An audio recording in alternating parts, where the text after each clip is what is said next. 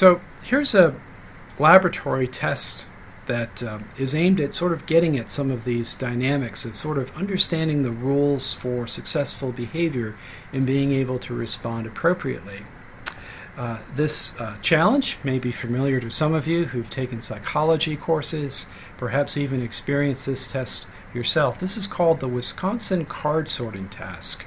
And what's going on here is that a subject has to sort a deck of cards by placing these cards into one of a few different piles based on some kind of rule, some kind of sorting rule that is never made explicit to the subject.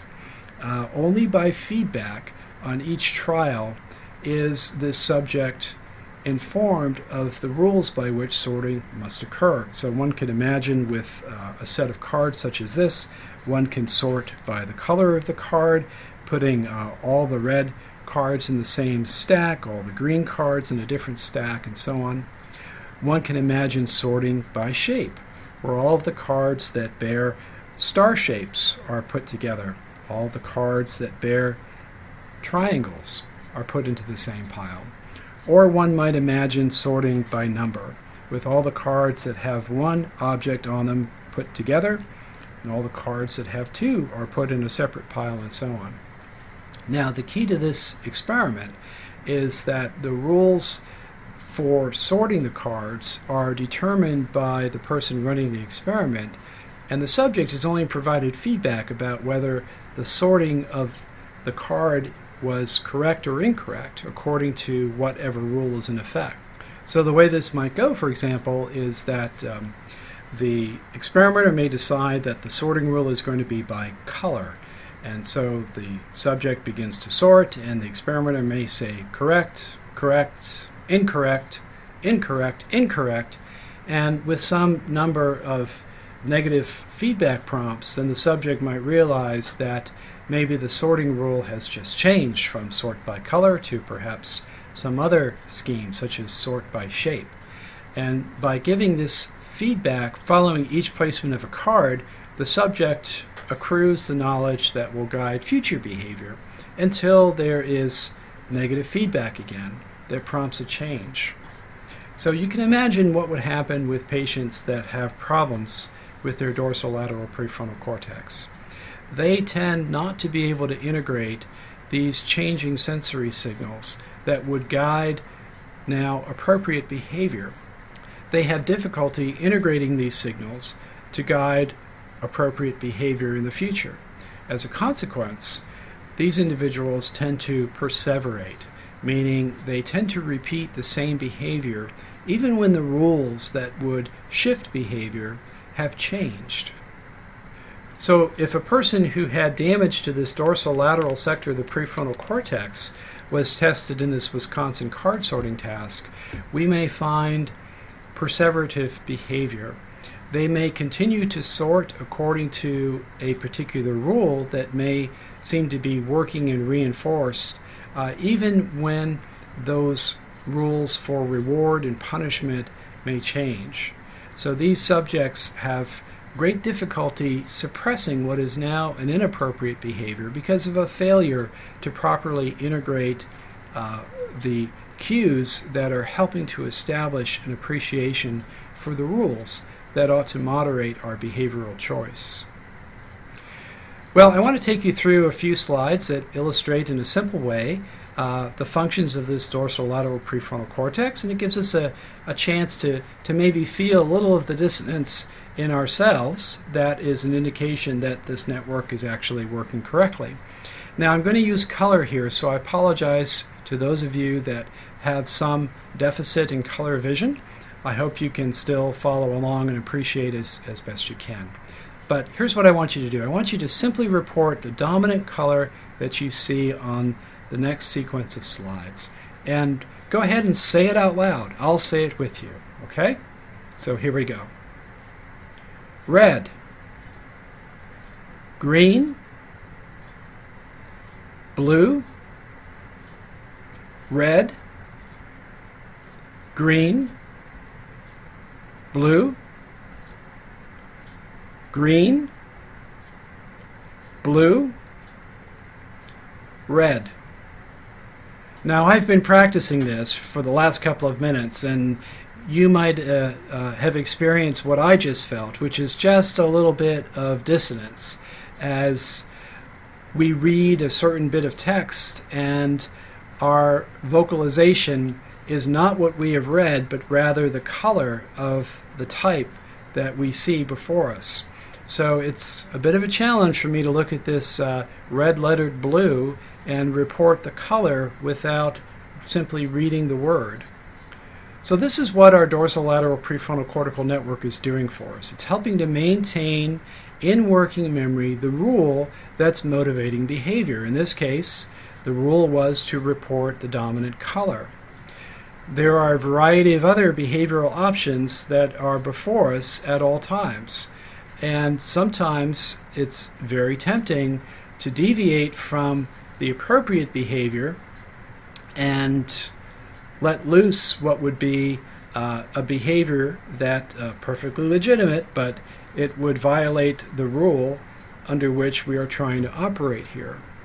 So people with damage to this part of their prefrontal cortex would have great difficulty suppressing the dominant cues that would guide their behavior. And in this simple version of a dorsolateral prefrontal test called the Stroop test, often the dominant signals come in the form of the written word, the text. So it would be very difficult for a person with damage to this part of the brain to read the word blue in red type and do anything but report that word blue. So now I think we're ready to leave this dorsolateral sector of the prefrontal cortex and spend just a few minutes introducing the orbital and the medial aspects of the prefrontal cortex. Now, these parts of the associational network of the frontal lobe bear many functional similarities to what we've just been describing for the dorsolateral sector, but there seems to be some very important differences that pertain to the inputs and outputs of these cortical networks relative to the sources of the information and the effector systems that they gain access to. The dorsolateral prefrontal cortex is working on explicit information. That is information derived from our special sensory systems, from our memories, from other aspects of cognition that we can access with our language systems. We can talk about them, we can give them names, we can describe them with our verbal faculties. The orbital and medial sector of the prefrontal cortex, however, seems to be operating principally on implicit information. Information derived from our emotions that are informed by our visceral senses. Information that is united through these prefrontal networks with our faculties that are involved in planning for the future, but those plans are being motivated by these sources of information that are just more difficult to describe. Consider, for example, the challenge of articulating in verbal terms the content of an emotion, such as anger or fear or happiness or sorrow. I can do a much better job describing, for example, the texture, the dimension, the color of this object that I'm holding in my hand than I can use my verbal faculties to reveal for you the content of the twinge of anxiety that I may be feeling at this very moment. So our orbital medial prefrontal cortex is engaged in the processing of emotion and integrating that emotion with our faculty for reason, for decision making, for planning for the future, both our short-term as well as our long-term. And it's this future thinking aspect of associational processing in the prefrontal cortex that can lead to advantageous decisions as our lives unfold, or perhaps disadvantageous decisions if our motivations are simply driven towards short-term gains, impulsive action. So part of what this orbital medial prefrontal cortex does is suppress the impulses that might lead to the acquisition of short-term gain at the cost of a more long-term strategy that would lead to advantage, be it in the domain of social relations, in financial matters, or whatever the dimension of life that we might want to consider. We're going to have much more to say about this orbital medial sector of the prefrontal cortex when we talk about emotion, and we'll consider how the amygdala in the anterior part of the medial temporal lobe has an important role to play in the experience and expression of emotion, and how the amygdala is intimately connected to this orbital sector of the prefrontal cortex. Now, a modern understanding of the importance of this orbital and medial part of the prefrontal cortex and integrating emotional experience with our decision-making faculty began with the story of one individual who passed away about 150 years ago. His name was Phineas Gage, and I'm sure he's known to many of you. Phineas Gage was an individual who suffered a horrific injury to the front part of his cranium, involving facial structures and, amazingly, a huge penetrating injury to the cranial vault that resulted in damage to the orbital and medial sectors of the prefrontal cortex. Now, this injury was reported in the local newspaper in Rutland, Vermont. That paper was called the Vermont Mercury, and one Friday edition in 1848, October 13th, led with the headline, "A Wonderful Journey Through Skull and Brains."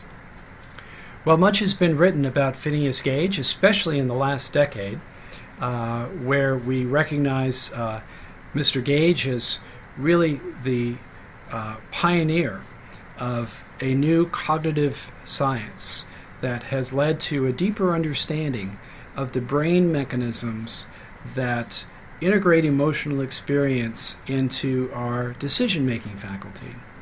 And arguably, contrary to major streams of thought, at least in Western philosophy, emotion and reason really need not be at war with one another, but rather in the integrated actions of our associational networks of the prefrontal cortex, we see that emotion and reason really work hand in hand to guide our decision-making in real-life situations, especially when there's some risk involved, when there's something at stake.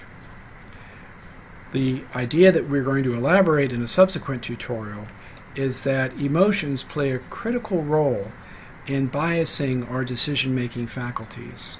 And I think there's mounting evidence to support this view. Still quite controversial, but nevertheless, I think it's giving us a much more integrated sense of how emotion and reason work hand in hand to moderate behavior.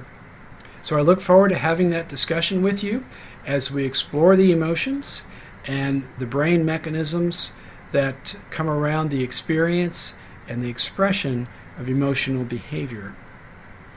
So until that time, I hope you have an interesting moment reflecting on the study question that I'll leave you with. And perhaps it might be necessary for you to review just a little bit of anatomy, especially with respect to the dura mater. That's a bit of a hint. So I'll see you next time as we pick up the story of complex functions of the human brain.